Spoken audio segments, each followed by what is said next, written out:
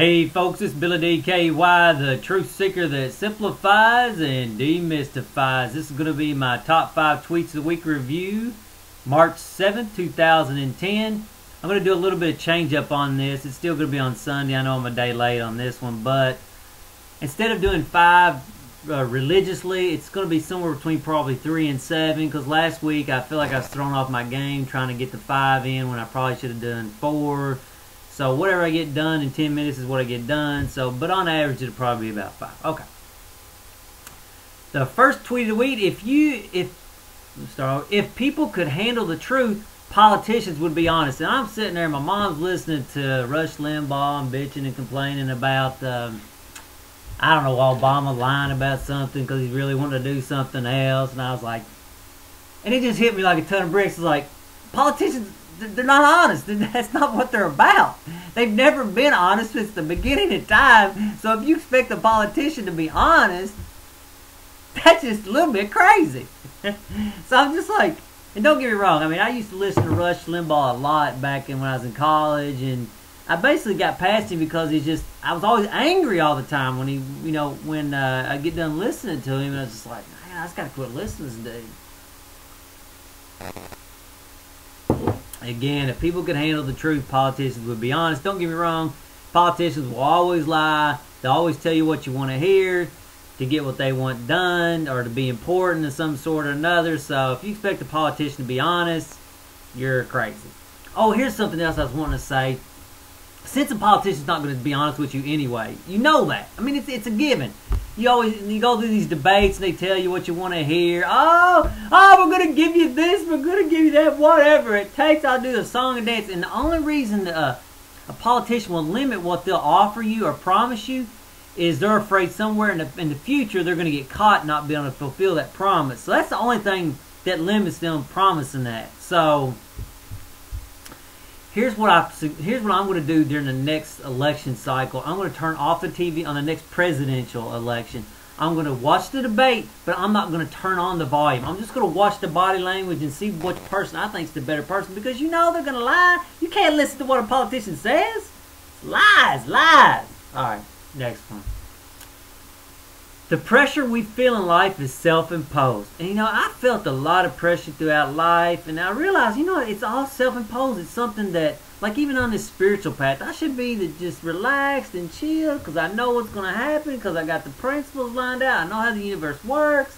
But yeah, that's what happened a couple weeks ago. I put so much pressure on myself to get this movement going that if I don't do it, it won't get done. Who cares? It's all self-imposed. The pressure we feel in life is always self-imposed. And you may think, well, what if a tiger's standing right there? If you're stressed out about it, it's still your problem. I mean, if it's standing that close to you and you know you're going to die, why be stressed about it, Maybe it's not a perfect example, but anyway, the pressure we feel in life is self-imposed. I know it may be hard to see that, but it is the truth. If you want to be heard, listen. Oh man, don't just shut up. Really listen. I mean, people they don't listen at all. And I get to where I don't even want to talk to nobody because I know they ain't listening. When I listen to somebody, I'll internalize. I'll hear what they say. I'll feel it and try to understand and feel where they're coming from. But I talk to people just feel like they don't get it. They don't want it. They don't want to process any of it. I was like, man, done with that. And it ain't about, again, if you want to be heard, listen. Don't just shut up. Actually, listen to what the other person is telling you. Anyway. When kids are young and their minds are full of amazement, we don't harmonize with it. Instead, we make them learn boring stuff. What the hell is the point of teaching people something they don't want to learn? Zero. There's no use in teaching somebody something they don't want to learn. It's the worst. Nothing gets done. When you want to learn something, oh man, it's amazing when you actually are taught something you want to learn. So it'd be better off teaching kids what they want to learn, how to play better, this and that. When I was in school, they wasted so much of my time learning stuff I didn't even want to learn. They should have probably spent half the time playing. And think about what we'd learn by playing. First of all, we'd learn good social skills, dealing with each other. What's the most important thing in life? Probably social skills, learn how to deal with people. So it's ridiculous the things they do to these kids. I mean, they say, well, the kids aren't learning enough. We need to put more pressure on them.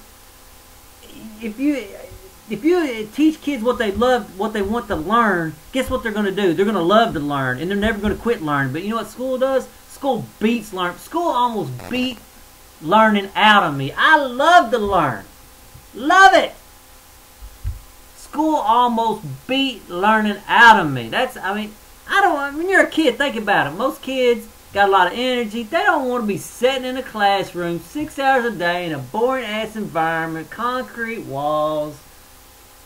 It's pathetic. I look back and I realize the people who were in charge of my life were not managing it well, and it's really, it's frustrating, to be honest. I'd almost want to homeschool my kids if I had them. However, the kids I've seen that are homeschooled, a little bit off a little bit. So,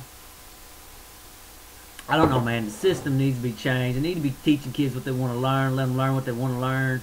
As long as they're learning, you shouldn't give a rat's ass what they're learning. They'll learn how to add. They'll learn how to subtract. They'll learn how to read. They'll learn grammar. Because I have to. You know what I'm saying? And if they don't want to learn, who cares? It's none of your damn business.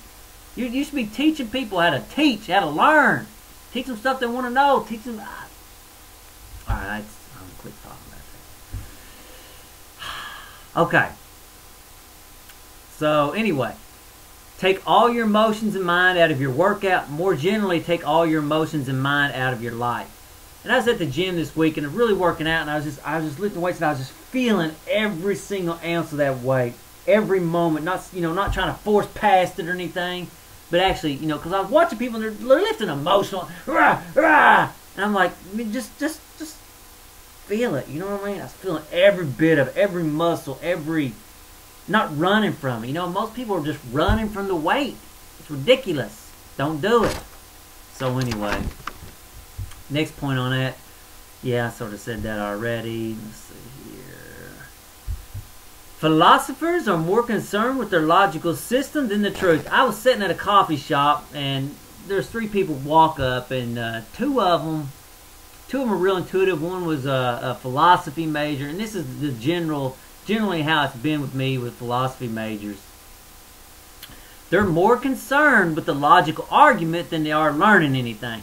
And so I'm sitting there talking to these 2 people, the 3 people, 2 of them real intuitive. We were just bang, bang, bang, bang, back and forth, and it was just great, man. It was a great learning experience. They were learning, I'm learning, and we're feeling each other, boom, boom, boom, boom, boom. And the guy over here, he's a philosophy major, and he's like, you can just tell he was very unpleased by the situation that we were having. We were learning so quickly, and he was like, really, your argument is really not that powerful. I'm like, dude. Tell you what, it's the same story with the philosophy majors every single time. They don't get it. They're so caught up in the logical system that they're not able to actually learn what's really there. Anyway, folks, until the next video, later.